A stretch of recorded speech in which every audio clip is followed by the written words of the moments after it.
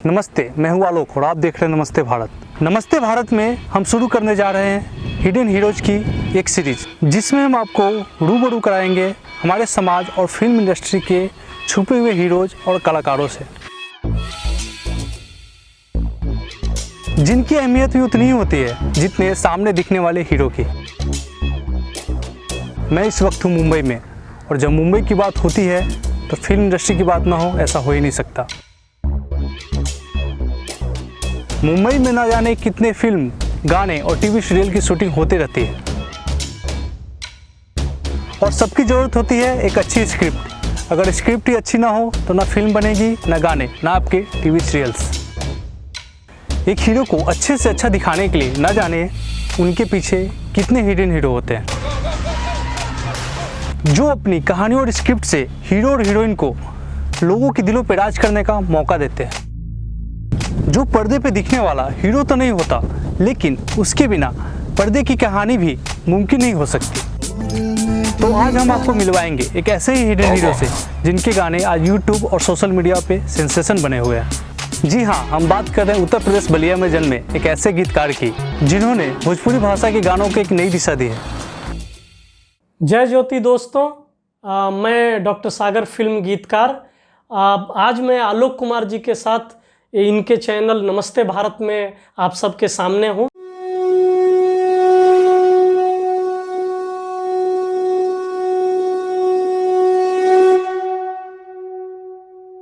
आपका स्वागत है हमारे चैनल पे नमस्ते भारत। इतने बिजी शेड्यूल होते हुए भी आपने आज समय निकाला कि हमसे बात कर सके और हमारे ऑडियंस से आप कुछ बता सके।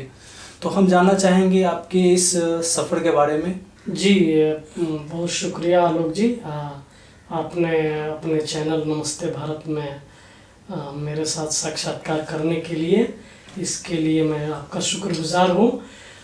मैं ख़ास तौर से आप तो जानते ही हैं कि जो सिनेमा की जो यात्रा है, जो सिनेमा के लिए आपका जुनून है, वो जुनून ही आपको मुंबई तक लेकर के आता है। तो जैसे दूसरे सिनेमा प्रेमी हैं जिस तरह से मुंबई आते हैं, उन्हीं की तरह से मैं भी मुंबई में आया, और आकर के मैंने भी अपनी ज़मीन खुद बनाई है, मेहनत की है, और आज इस काबिल हुआ हूँ कि आपके साथ बैठ कर के साक्षात्कार दे रहा हूँ।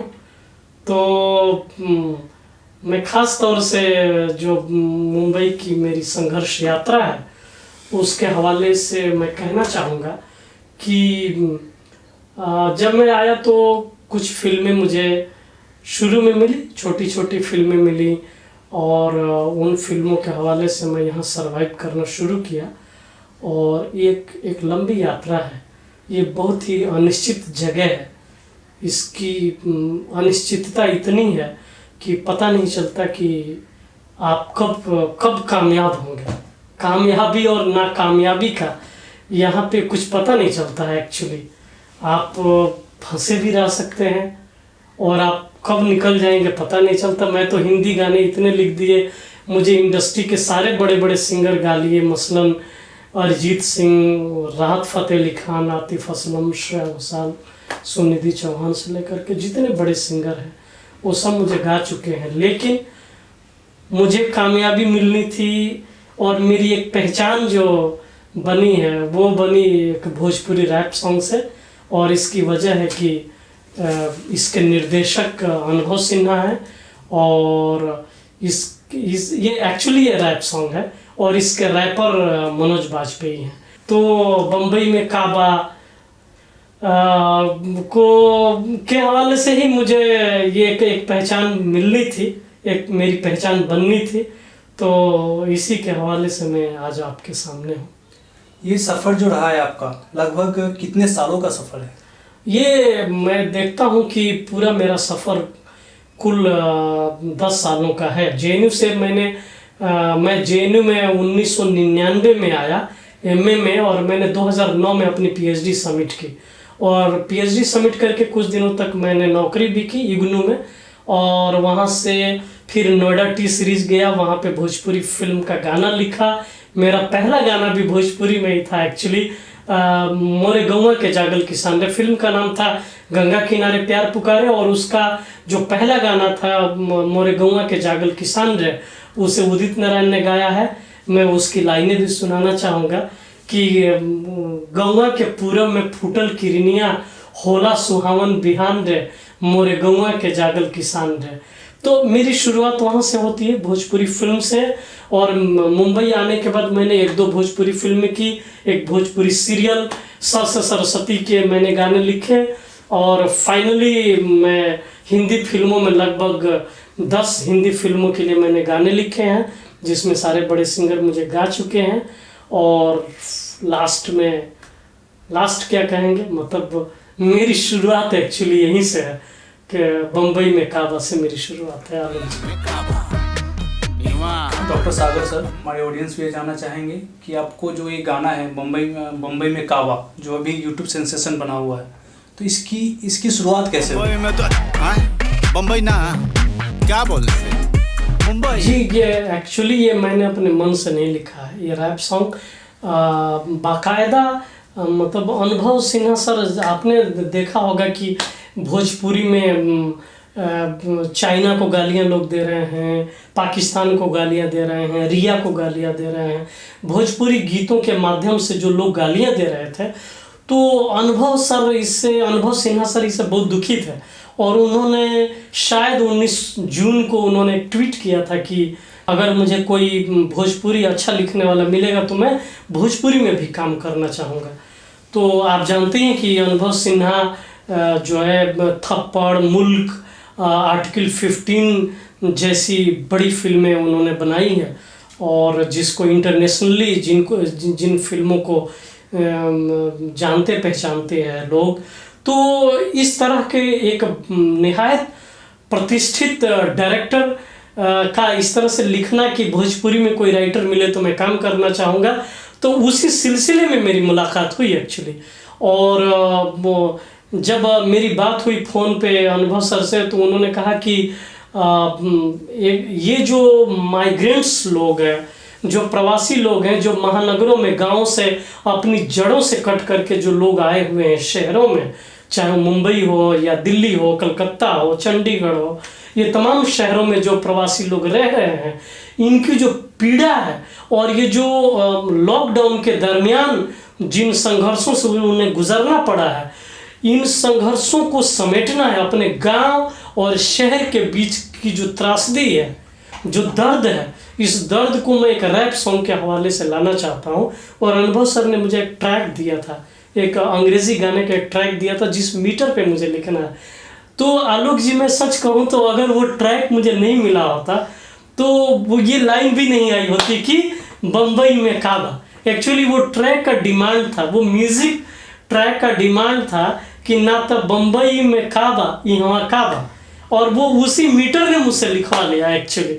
और बाकी जो बातें हैं कि 2 बीघा में घर बा लेकिन सुतल बानी टेम्पू में, जिंदगी यहाँ जुराइल बाटे नून तेला शैम्पू में, मनवा हरियर लागे भैया हाथ लगौते माटी में, जियरा जो अटकल बाटे घर में चोखा बाटी में।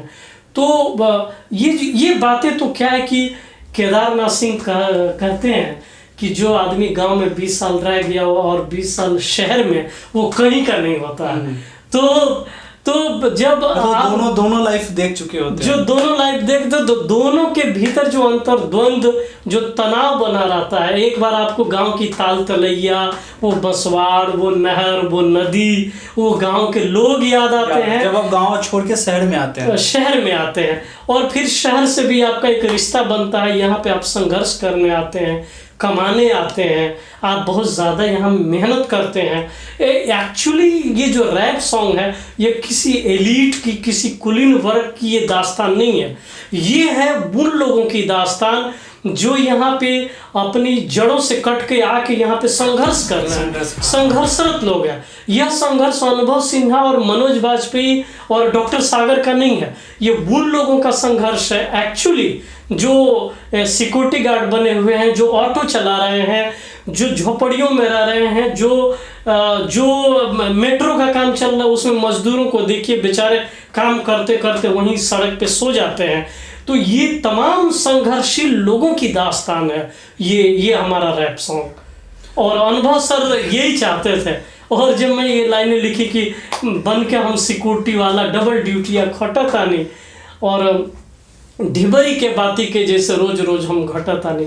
चाहे वो लाइन आप देखिए कि काम धाम रोजगार रही तो गौए स्वर्ग बनैती जा, काम धाम रोजगार रही तो गौए स्वर्ग बनैती जा, गांव नगर सब छोड़ छाड़ के यहाँ ठोकर काहे खैती जा।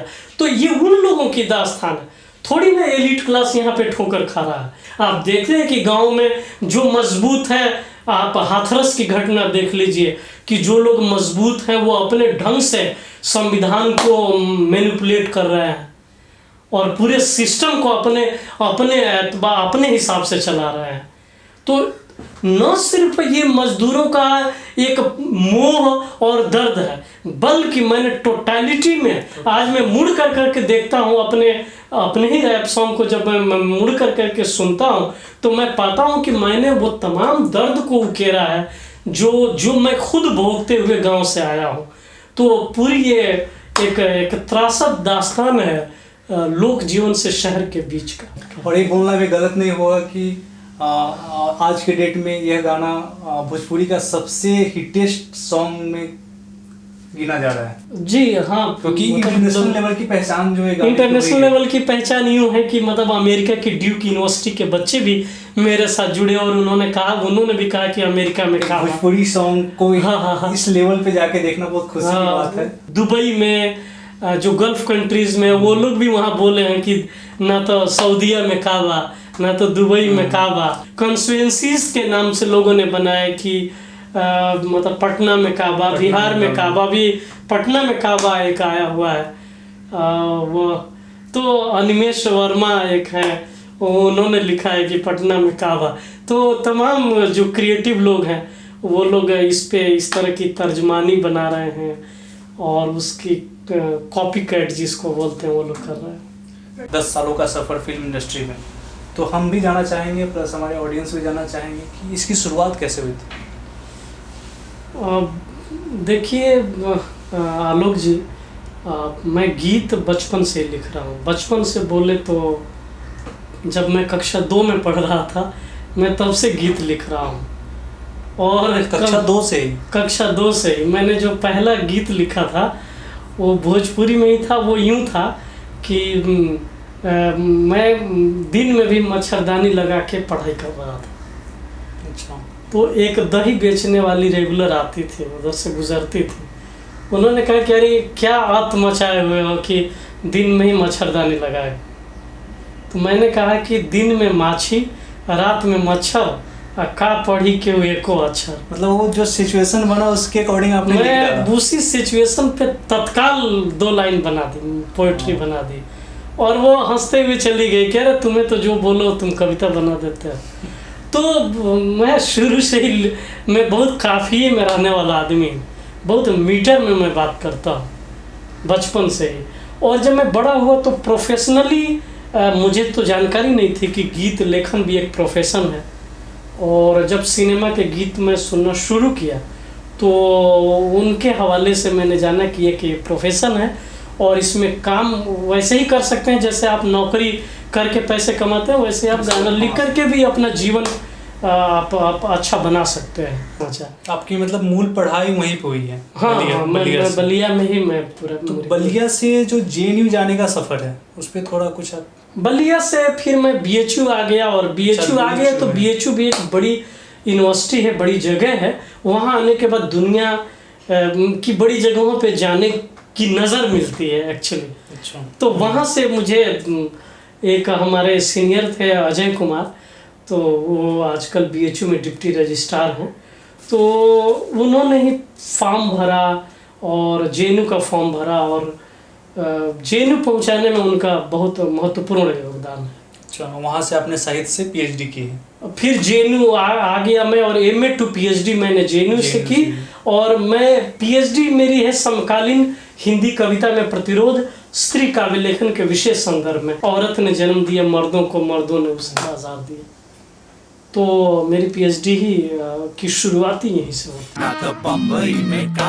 तो सागर साहब, हम आपसे जानना चाहेंगे और हमारे ऑडियंस भी आपसे जानना चाहेंगे कि आप जब मुंबई में आए तो आपने जो प्रॉब्लम फेस किया है उससे आपने कैसे अपने आप को डील किया अपने? जब मैं मुंबई आया तो मुझे छोटे मोटे काम मिलने लगे थे और उससे मैं सरवाइव तो करने लगा था, लेकिन वो उतना ही मेरे लिए पर्याप्त नहीं था, इनफ नहीं था, क्योंकि मैं एक बड़े परिवार का अकेला कमाने वाला भी हूँ। तो मेरे लिए मेरे चैलेंजेस बढ़ते जा रहे थे।